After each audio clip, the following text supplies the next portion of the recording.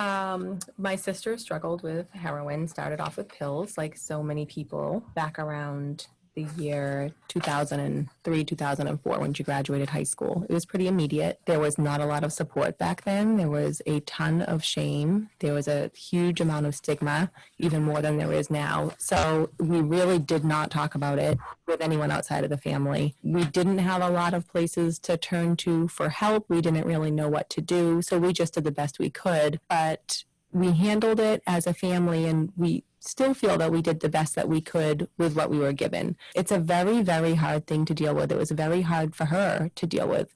She did not know that she was going to turn into a heroin addict by taking, a few pills at a graduation party, or, the things that teenagers do and did when these pills from the pharmaceutical companies, they are new. These are, created pills that are fairly new, and people didn't know a lot about them. They went out there, and a lot of people were kind of blindsided. So that's how it started for her. They weren't prescription. She didn't have a prescription for them. But she said a million times, if I had known, I never would have done that if I had known. She had great dreams and aspirations. She was very beautiful. We have pictures of her in the back, and she couldn't get out of it. So it was a huge downward spiral, and there is so much more that goes along with it that happened over those 10 years that we unfortunately had to witness and learn about and go through with her, because we loved her and she wanted help and she wanted to get better. So, when people are crying out for that, you want to give it to them as their family. It's very hard to establish boundaries and to learn all that with them. It's not something that we knew how to handle. So she went through all of that, along with, the bad relationships and the homelessness, and, you lose your job and you can't pass a query and you have to do time and you're in and out of rehab, and it's very, very difficult. And then she did end up passing away in 2014 from an overdose, which was the same year that fentanyl hit the streets. We now know that's when everything changed and the overdoses got more and more frequent for people. During all that time, she always retained her love of music, her love of books. She would read huge novels. She was incredibly intelligent. She was always kind-hearted. We even found letters back and forth that she was writing to other people in rehab while she was in there, trying to encourage them and support them. She would write me poems, and I would write her poems back. It was something we always shared, was a love of writing. It almost sounds like she was a person. Huh. Because that is something we miss, and it's very hypocritical the way we treat opioid addiction as opposed to alcoholism. Like, there's a podcast called The Dollop, and it's a great podcast. It's a history/comedy podcast, and I just listened to an episode on Billy Carter, Jimmy Carter's brother, who was an alcoholic. And during that time, I just learned this, is if you exclusively drank beer, people wouldn't call you an alcoholic. I never heard of that, but he had this dark streak about him. And it was encouraged because he was a celebrity. He was the wild brother. And replace alcohol with opioids, and people don't even picture a person anymore. They see the cliche desiccated, crawling on the floor. A meme. A meme of lesser value. That's right. They see a meme. I remember Billy Beer. Billy Beer, they mentioned that too, and that it's worthless to this day, but people still insist otherwise. Yeah. But I agree. It goes back to the days of the dark alley junkies sharing needles, right? So people didn't expect it to show up in the suburban neighborhoods, and it did. It did.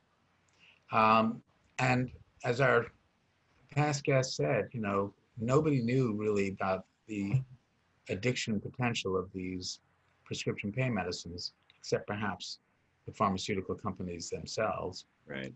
But the CDC, Centers for Disease Control, put out some numbers. I just want to sort of give you a sense of what was really happening. This was back in 2007, when these prescription pain opioids were really, really being prescribed, I must say, capriciously. I mean, nobody really knew. We were just trying to help people with their pain, because pain is invisible but can be crippling. So if you took all the pain medicines, the Percocets, and the oxycodones, the oxycontins, and the morphines, and you converted them to a medicine called Vicodin. And you remember the TV show House Yes. years ago? So House was you know dependent on Vicodin. Um, so they converted it all, and they called them Vicodin equivalents. So if you took all the basic opioid prescriptions and converted them Vicodin, enough Vicodin was prescribed in 2007 so that every single one of the more than 300 million people in the United States, whether they were newborns or geriatric, every single one could have 5 milligrams of Vicodin every 4 hours for 3 weeks. I mean, it's this mind-blowing number.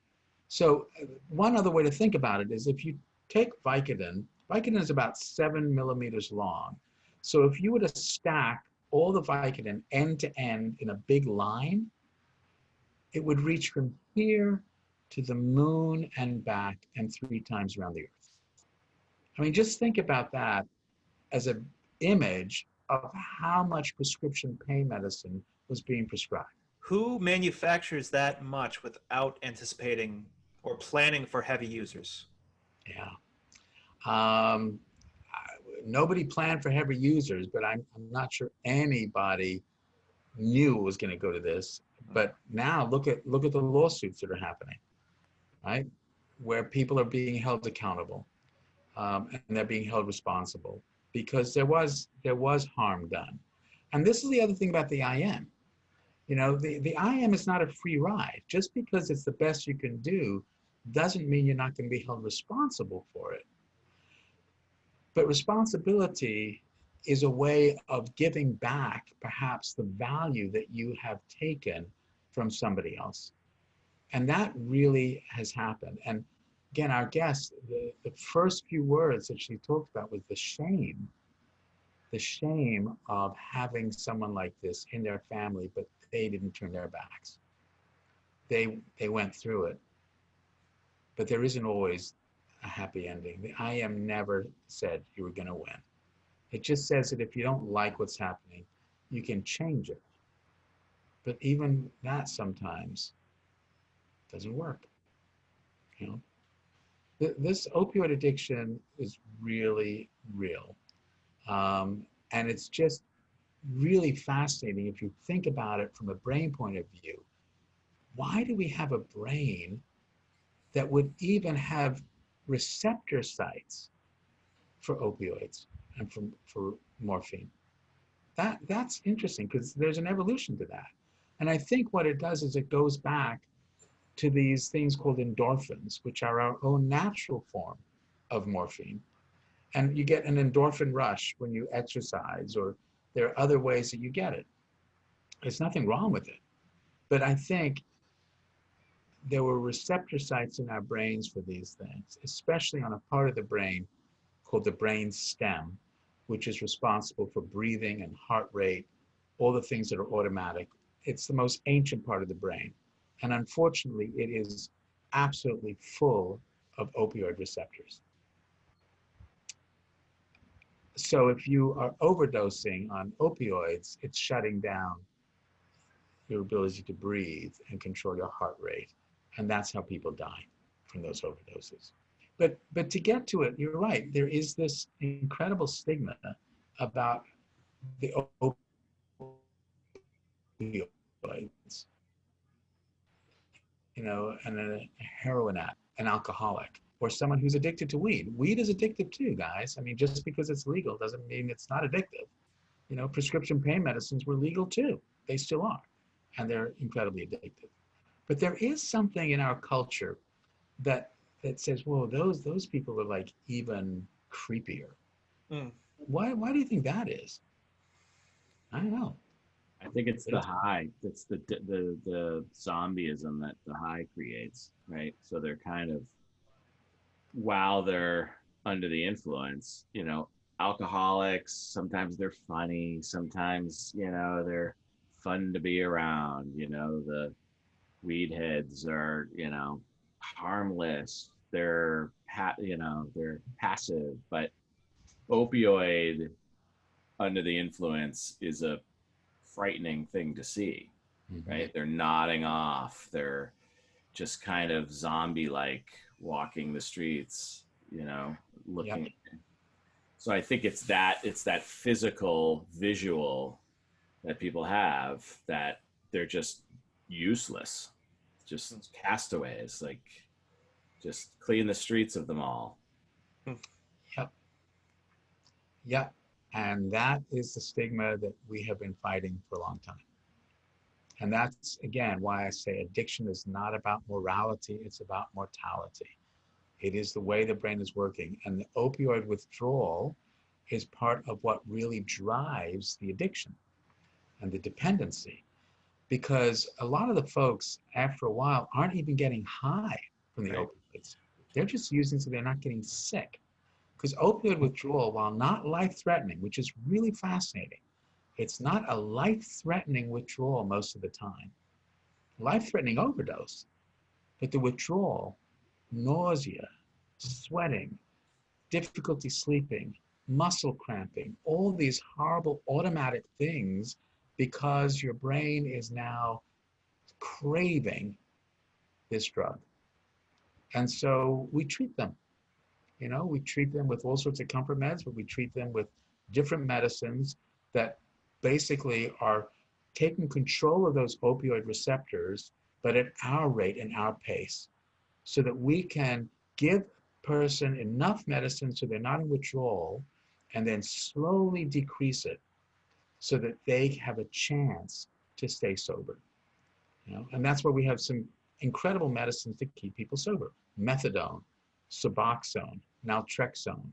These medicines that we have developed to help people with their opioid dependency. They can lead perfectly normal lives. And yet there's still a stigma getting your Suboxone prescription. It's really fascinating. Yet, as our guest was saying, brilliant people, it doesn't say, well, because you're this or that, you're going to be addicted. It can be anyone. That gets back to Shana for a moment. Shana was not an opioid user, but because she started so young using anything, her risk was dramatically increased. So let me just tell you some of the numbers again. If you start using drugs or alcohol after the age of 21, 1 out of 25 people are at risk for lifelong addiction. Think about that. After the age of 21, 1 in 25 are at risk. Before the age of 18, that number goes from 1 in 25 to 1 in 4. It's such a wow number. 1 in 4 kids are at risk for using drugs or alcohol because of low self-esteem. That's the big risk factor, low self-esteem. And if they're the one that uses, 1 in 4 of them are at risk for lifelong addiction. I mean, it's crazy. How many kids have low self-esteem? Right? I mean, that's what Shana was talking about. She was anxious, depressed. Things were happening in her. And she found a way to alleviate that real emotional pain or thought she had, and it just cascaded into something else. So we talk a lot about addiction, but what we're really looking at is the way we view people and how the way we view them can have an enormous influence on whether they're ever going to use it all. Stretch the canvas.